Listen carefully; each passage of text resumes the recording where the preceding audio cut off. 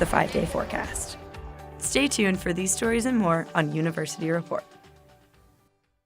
Good morning and thank you for joining us this Friday. I'm Sophia Jackson. And I'm Carly Berglund. Let's get started.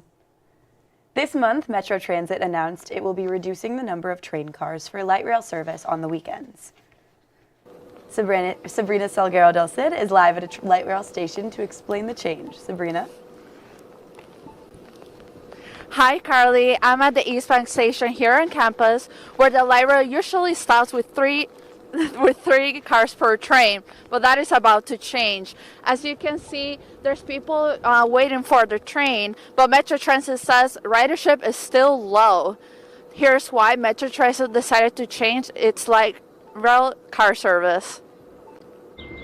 Attention Metro Fluid Green Line customers, we are now using 2-car trains on weekends. Metro Transit announced the light rail changed to a 2-car train system during weekends to reduce maintenance costs. Metro Transit officials say the light rail still hasn't reached pre-COVID ridership numbers. The Green Line is down 21% in riders compared to 2019, and the Blue Line is down 33%.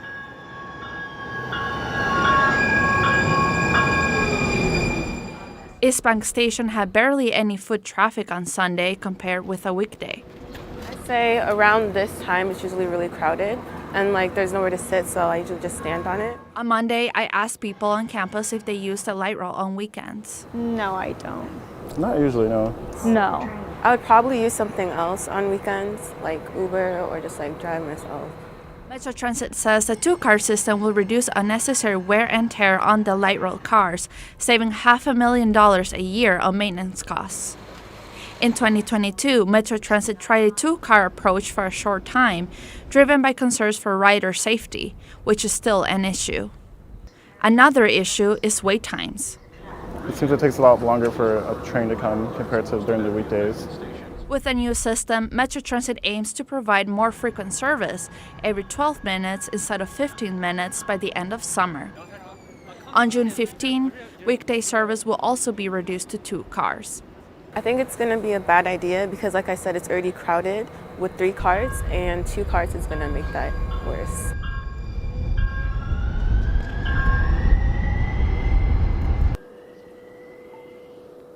Metro Transit said they will have 3 cars for major events like concerts or major sports events.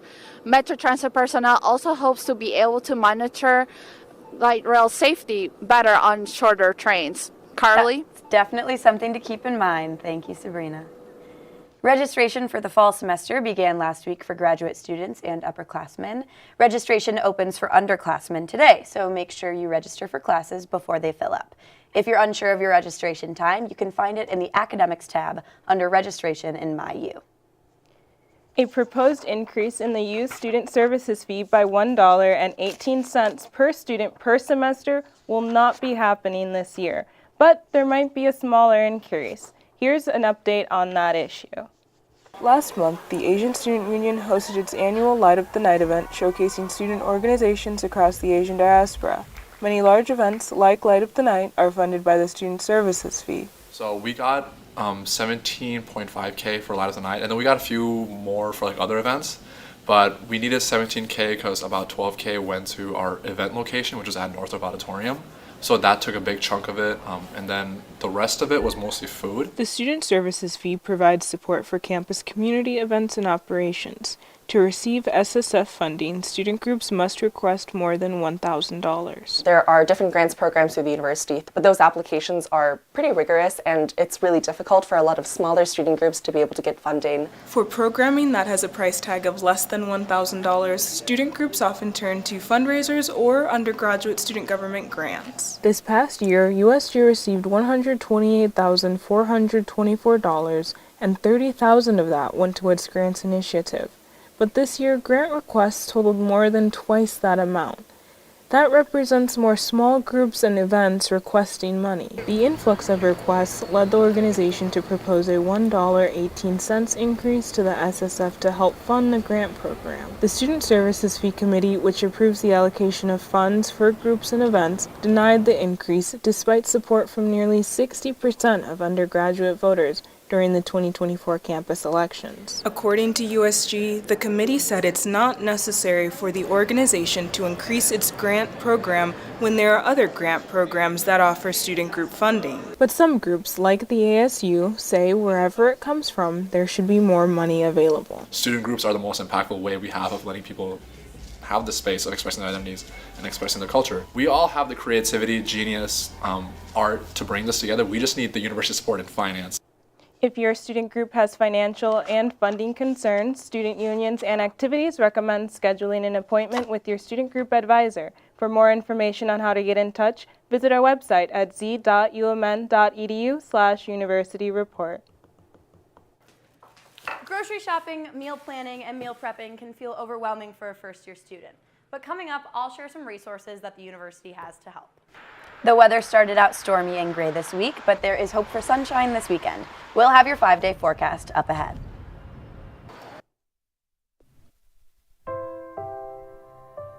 Because it was there. Because determination overcame distance. I believe that this nation should commit itself to achieving the goal of landing a man on the moon and returning him safely to the earth. Because the unsolvable was invitation enough. Why are we driven to discover? Because we can change the course of history. Because tomorrow's visionaries need focus today. At the University of Minnesota, with each student comes an opportunity to set their sights higher and to show them the way, so our graduates can shape the future and fulfill the dreams they haven't yet dreamt. Because renewable energy can sustain us all. Our students envision the sun powering homes on every block, wind-blown ideas launching entirely new economies, and fertile soils fueling cars and people alike, protecting the harmony between humanity and nature. Because self-expression can move 1,000 souls. Be it a song or a dance, a canvas or a poem, the arts are vital to the U of M experience, as are self-discovery and moments of sheer amazement. Because cancer can be conquered by targeting medicines, customizing treatments, and transplanting stem cells, incurable cancers can become survivable. Terminal can be redefined as treatable, and optimism can spread once again. Because human rights need champions. From classrooms in Minnesota to courtrooms in Uganda, assembling a collective voice for change allows dignity to return and extends human rights across the globe. Because clean water ensures quality of life. It's essential to the health of all nations, so we're studying models and molecules. We are committed to making clean water flow freely, from the headwaters of the Mississippi to the slums of Mumbai. We share the belief that anything is possible, because at the University of Minnesota, discoveries unfold, breakthroughs happen, and history is forever changed.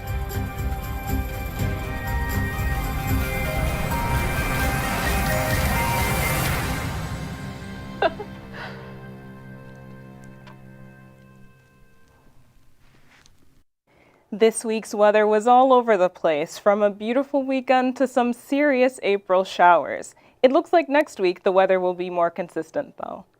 The sunshine we enjoyed earlier in the week didn't last. We saw lots of clouds and cool weather even after the pouring rain stopped by the middle of this week. But things are looking up for the 5 days ahead. Here's more on what to expect. Today's high will be around 44 degrees, and tomorrow we might reach 50. We can expect some significant cloud coverage throughout the day, so sorry Spring Jam fans, Saturday does not look all that great. But Sunday should be sunny with a high of 57 degrees, an all-around beautiful day. Monday and Tuesday's highs are in the upper 50s, and the rest of the week we'll see highs in the mid to upper 60s. So the weather should only get nicer from today on. With nice weather on the horizon, construction season is underway. Minneapolis has a 2-year construction plan for Hennepin Avenue in Uptown. Construction began on April 1st and will affect a stretch of Hennepin from West Lake Street to 26th Street.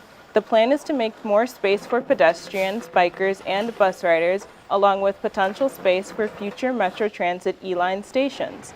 Parking lanes will be closed during construction, and bus routes will be detoured to Lyndale Avenue via Lake Street or 31st and 24th Streets. The first phase of this plan is set to run through the end of this year, and phase 2 will be from 26th Street to Douglas Avenue next year. College is the first time many students have control over their diet. Feeding and cooking for yourself can be a challenge on top of schoolwork. But did you know there's a dietitian available to help with that at no additional cost to students? With the freedoms of college comes the task of feeding yourself. Especially for students who opt for an off-campus apartment, it can be hard to keep a healthy diet. In the apartment, it's a little bit scarier because I'm all just on myself. It's all on me. Cooking isn't just a difficult task either. It can be expensive. Being able or like financially able to buy groceries and such can be tough, especially for like a first-year student, just because you're trying to figure out school, the ins and outs of that too. That's why the U offers fee-paying students looking to meet their nutrition goals free year-round access to dietitians. A lot of times after the first of the year, it's the traditional weight management, I want to eat healthy. Dietitians work with students to personalize recommendations and send students home with meal ideas to match performance, cultural, and religious needs. Although much of the work is individualized, one of the common mistakes is consistent. College students don't eat enough during the day and too much at night. You're not really eating a lot during the day and you get home and you're like, oh, and you start eating, right? And then you eat a lot and then people going, oh, I feel really sluggish in the morning, or I have low energy. So a lot of times it's reminding people they need to eat throughout the day. One tip to avoid this, meal prep separate ingredients to easily throw quick meals together to eat throughout the day. Filming for? So the ingredients are ready, but you can mix and match them throughout the week to make them taste different. So you're not getting bored of, I'm eating sloppy joes every day, or I'm eating tacos every day. It's very like fulfilling to make yourself a meal and then eat that and be like, I made that, you know? Everyone's personal nutrition goals can be very different. Whether you're looking for a few tips or a guided plan, the dietitians can help find the right path for you. We just try to make people feel comfortable as soon as they come in and really allowing them to tell us their story versus us asking questions like we know what they're coming for. All nutrition clinic services are free for fee-paying students. In addition to Boynton Health on East Bank, you can access dietitians at Reckwell and on the St. Paul campus. Coming up, we'll look at one way some people are responding to inflation in the cost of clothes. And more on what performers and attractions are at this year's Spring Jam.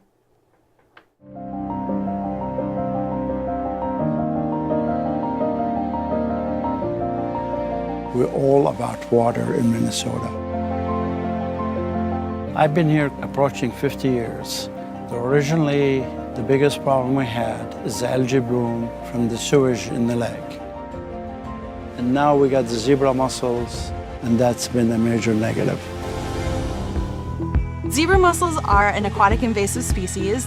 They impact the food webs within lakes, which impact fish populations, growth, occurrence, and especially in Minnesota, where so much of our recreation is lake-based, that impacts those local businesses, different tourism around the state.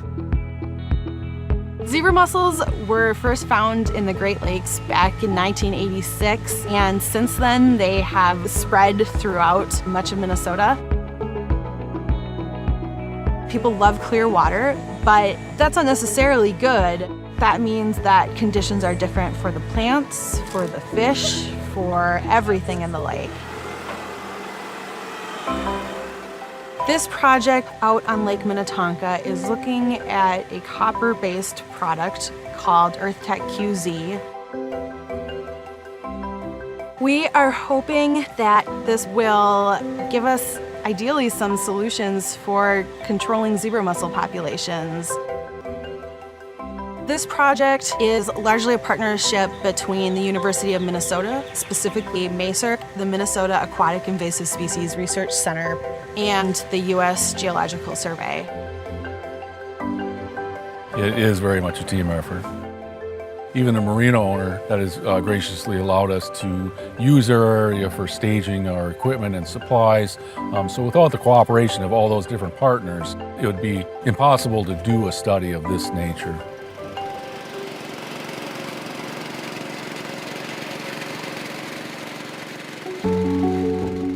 There are a lot of infrastructure and businesses existing relying on the lake. It's not only the marinas, it's everybody around Lake Minnetonka will suffer subsequently. Well, the zebra mussels over on the east end of the lake make it clear. It looks like an aquarium over there. So during the daytime, it's kind of tough to fish. Zebra mussels affect our boats by getting into the motors. They affect the beaches. They get on the rocks. People step on them, cut their feet. So it just makes it less desirable to use the lake. And as a business that's in a lake community, that affects us.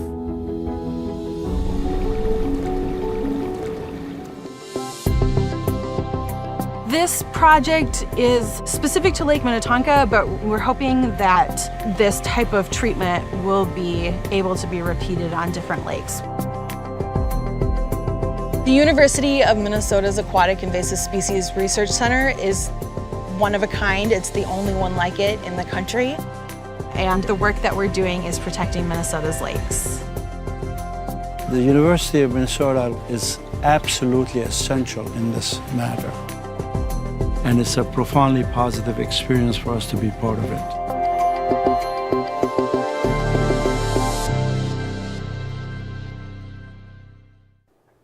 Tomorrow is the university's annual Spring Jam Festival.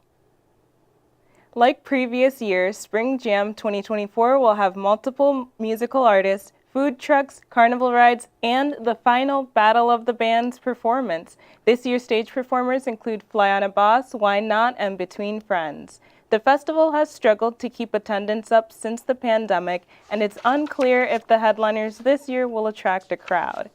Admission is free for university students who register online, but make sure to bring your U-card when entering, otherwise you'll have to pay the $20 general admission fee.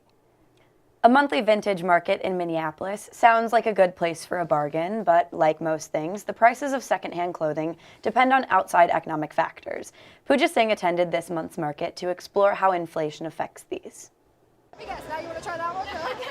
The vintage pop-up market brought in customers like Stephanie Stevens to shop, drink, and converse on the unique goods offered. Like something very unique, different, that that catches people's eye. Like, oh my God, where did you get that? And like, oh, it's one of a kind, Although the trend of sustainable shopping has been on the rise, vintage markets like these are not immune to the economic forces that drive the price increase.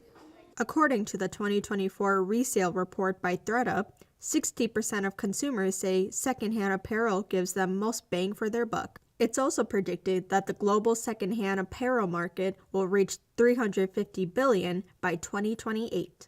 According to Lauren Kim, professor in retail merchandising at the University of Minnesota, says the day-to-day challenges of running a vintage business remain significant. Just to manage the daily operations is also going up, your rent prices, the utility prices and whatnot. But for vintage shop owners like V. Miller, she hopes people won't turn away because of the price, but rather shop for ethical, fun, stylish reasons. Oftentimes people will be like, oh, that's so cool, I wish I could wear that. I was like, you literally can. There's literally things in this booth that are going to be over the top, and other people's booths that are going to be over the top. Like, life is so short, and it's meant to really be lived and have fun with it. Professor Kim says if you're looking for a bargain at these events, do your research. You have a computer on your hand with your cell phone. I think there are a lot of technology where you could even track the price of an item. So do your research, do the homework, and I think you should be able to know if the good deal is there for you. Pooja Singh, University Report. The next Minneapolis Vintage Market will take place May 11th at the St. Louis Park Rec Outdoor Center from 11 a.m. to 4 p.m. More information can be found on our website at z.umn.edu/universityreport. Earth Day is on Monday, but the city of Minneapolis is hosting a number of cleanups tomorrow when more eco-enthusiastic people are able to celebrate. As you can see on the map, there are more than 40 different places to remove garbage and keep the city clean. Registration is not required, and cleanup goes from 9:30 a.m. to noon. If you're looking for something with a bit more movement, the 5K Bee Run is at Boom Island, and participants are encouraged to dress on theme. There will also be a riverside cleanup before and after the run. If you're looking for more ways you can get involved for Earth Day, head to our website, z.umn.edu/universityreport. It's Fashion Week in Minnesota. Ahead, we have a story on a campus event that showcased innovation in style. I think it's been like a pretty rewarding experience, especially with like people understanding my thought process.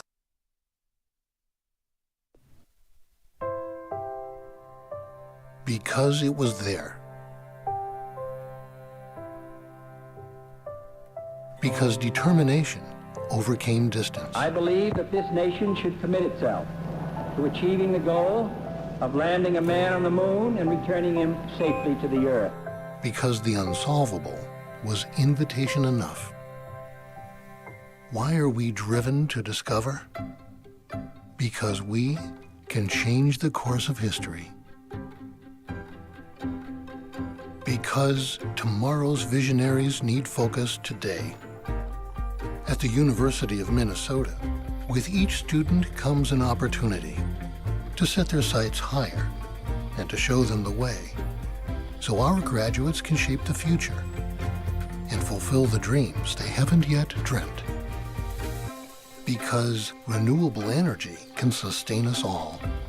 Our students envision the sun powering homes on every block, wind-blown ideas launching entirely new economies, and fertile soils fueling cars and people alike, protecting the harmony between humanity and nature. Because self-expression can move 1,000 souls. Be it a song or a dance, a canvas or a poem, the arts are vital to the U of M experience, as are self-discovery and moments of sheer amazement.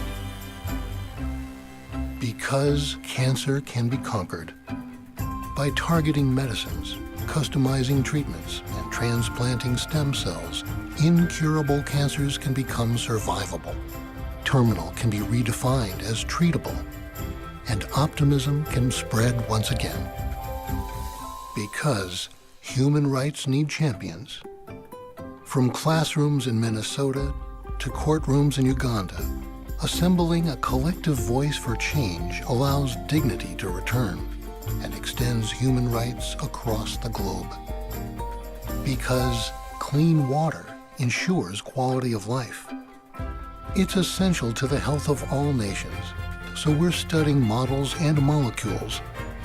We are committed to making clean water flow freely, from the headwaters of the Mississippi to the slums of Mumbai. We share the belief that anything is possible, because at the University of Minnesota, discoveries unfold, breakthroughs happen, and history is forever changed.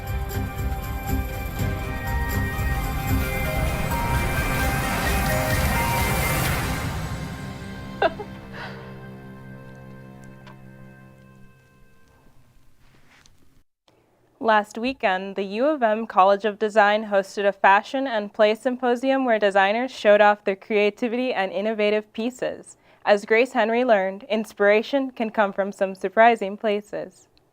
About a dozen designers from all educational backgrounds came together to showcase their designs at the Fashion and Play Symposium at Robson Hall at the University of Minnesota.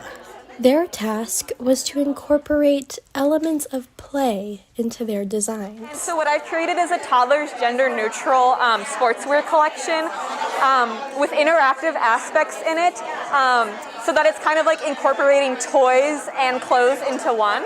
Lu Qingyi, a student at Donghua University in China, said she was inspired by an old Chinese folktale about a protective tiger. So she created a collection for her children with the hope that they will be able to play in her outfits. Incorporating play into designs goes beyond making clothes for young children. Yunu Ma is an instructor at Donghua University in China. She created a design that uses a specially designed zipper that allows the wearer to change out different aspects on the clothing. This bag can be a chest bag and a backpack. Jakwuma Noe Udeza, a U of M graduate student, focuses on creating designs highlighting systematic issues that disabled and mentally ill people have faced. And specifically a straitjacket, so taking a garment that was used for restriction and oppression against disabled and mentally ill institutionalized people, and attempting to transform that into a fashionable, a wearable garment. The designers used the symposium to showcase their work and receive feedback. Really nice and inspiring to hear people say that they could see this being somewhere like Target or any major brand. I think it's been a pretty rewarding experience, especially with people understanding my thought process. The Fashion and Play Symposium, designers from diverse backgrounds unveiled their collections and demonstrated the fusion of fashion and play in unique and thought-provoking ways. Grace Henry, University Report. There's still a chance to see more creative fashion designs like the ones featured during the Fashion and Play Symposium. Minnesota Fashion Week wraps up this weekend with multiple fashion shows and events. For more information, head to our website, z.umn.edu/universityreport. Last night marked the beginning of a new era. Taylor Swift's long-awaited studio album, The Tortured Poets Department, released at 11 our time last night, and Swifties around the cities celebrated accordingly. Fans welcomed the dawn of this new era with trivia nights, listening parties, and even a cat meet and greet. As a Swiftie myself, I know I'll be listening to it on repeat this weekend and probably a long time after that. That is it for today's University Report. I'm Carly Berglund. And I'm Sophia Jackson. Thanks for tuning in and enjoy your Friday.